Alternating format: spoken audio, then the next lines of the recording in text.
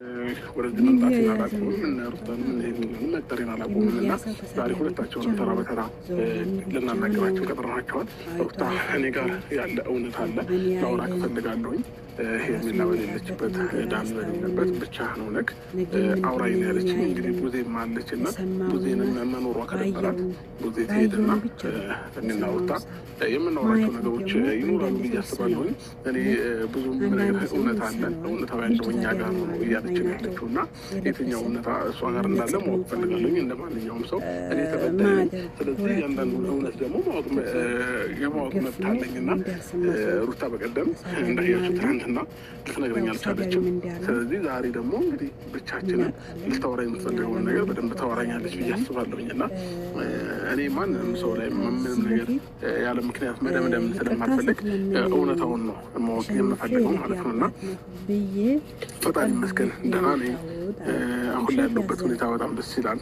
ግን ደግሞ ብዙ የተደበቁት ሚስጥሮች እንዳሉ ነው እየተሰማኝ ያለው፣ ውስጥ እየነገረኝ ያለው። ማታ ማታ እየተጨናነኩኝ ነው ያለሁት። ለምን የሰው ልጅ በዚህ ልክ እንዴት ሊሆን ይችላል?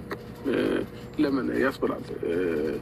ያው ይሄ ማለት እያማረርኩኝ ምናምን ሆኖ ሳይሆን ዛሬ ፈጣሪ ይመስገን ደህና ነኝ። የከፋም ነገር ደግሞ ሆኖ ቢሆን የከፋም ነገር ገጥሞኝ ቢሆን የዚህ ያህል ነው እና እውነታውን ማወቅ ደግሞ ይመሰለ ጊዜ ለምን አንዳንድ ጊዜ መመሰላችሁ ምን የሚባል አባባል አለ መሰላችሁ?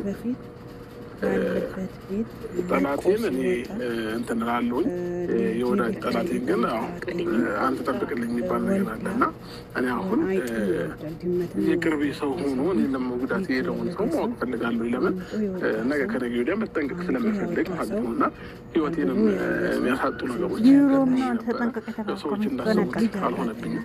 ፈጣሪ ዛሬን መኖር ችያለሁ እና ዛሬን መኖር የቻልኩት ደግሞ በፈጣሪ ቸርነት፣ በፈጣሪ ምህረት፣ በፈጣሪ በጎነት ነው እና እያንዳንዱን ነገር ማወቅ ፈልጋለሁኝ። ከዛም ባለፈ እንግዲህ ልጄም በጣም ናፍቆኛል፣ ማየት ፈልጋለሁኝ። እንዴት ነው ምን አይነት ስሜት እንደሚሰማኝ ታውቃላችሁ? የረጅም ዓመት የተለያያችሁት ሰው ምናምን ነገር ስትገናኙ ሁሉም ነገር አዲስ ነው እየሆነብኝ ያለው እና ከልጄም ጋር ከተገናኘ ልጄን ይዘሽ ወይ ብያታለሁ። እንግዲህ እስኪ አሪፍ ታይም እናሳልፋለን ብዬ አስባለሁኝ። ከሩታም ጋር ያለውን እውነት በደንብ እናውቃለን ብዬ ተስፋ አድርጋለሁ እና ለዛም ነው ቤተሰብ እስካሁን ድረስ ነገር ሳላረጋግጥ ወደ እናንተ መምጣት አልፈለግኩም እና ለዛ ነው ብዙ የሚጨምረው ነገር የለም። አይ ልክ ነው ሀሳብ። ምክንያቱም ጥያቄ የሚፈጠርብህ ማንኛውም ነገር ማወቅ አለብህ። እያንዳንዱን ነገር እንትን ሳትል ይሉንታ ሳይዝህ መጠየቅ ያለብህን በሙሉ እንድትጠይቃት እኔ እፈልጋለሁ። ገባ? ምክንያቱም ሁለታቸውም ጋር ልክ ነው። እዚች ጋር ማንም እንትን ስላለ እንዲህ ነው እንዳ ነው ልንል አንችልም። እውነታውን እስክንደርስ ድረስ ማንም መፈረጅን አንችልም። እስካሁን የነበረው እንደነገርኩ ከዚህ በፊትም ትኩረታችን የነበረው የአንተ ጤንነት ላይ ነው እንጂ ማን ምን ያድርግ የሚለው ላይ አልነበረም። ብዙ ነገር ላይ ስንሆን የነበረው ዛሬ ነው ግን ከኔ ይልቅ ደግሞ አንቺ ነው ታውቂያለሽ። የነገርሽኝም ነገሮች አሉ እና አንቺ ነገርሽኝ ነገር ሳላልነገርሽ ሳይሆን ማወቅ ስለምፈልግ ነው። ሁሉ ትክክል ነው። ይህን ደግሞ ማወቅ እንግዲህ የሚያስደብረው ሰው ካለ አላውቅም፣ ምንም ማድረግ አልችልም።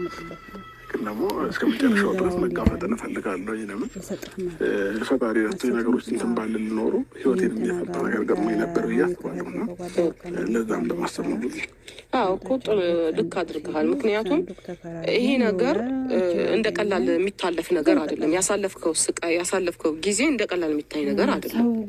የነበረው ሁኔታ ስሜቱ እኔ ነኝ የማውቀው ምን ያህል እንደነበረ ማለት ነው። ገብቶሃል? ያማል። በዛ መልኩ አንተን ማየት ያማል። እኔ የምለው እንዳንተ ነው። የከፋ ነገር ገጥሞትስ ቢሆን ይሄ ልጅ የሚለው ነገር ስለሚያሳስበኝ ይሄ ነገር ማወቅህ አሁንም ብያለሁ፣ ነገ እምልሃለሁ። መሄድ እስካለብን ድረስ አብረን እንሄዳለን። ችግር የለውም። ገብቶሃል? አሁንም ማናገር ያለብህን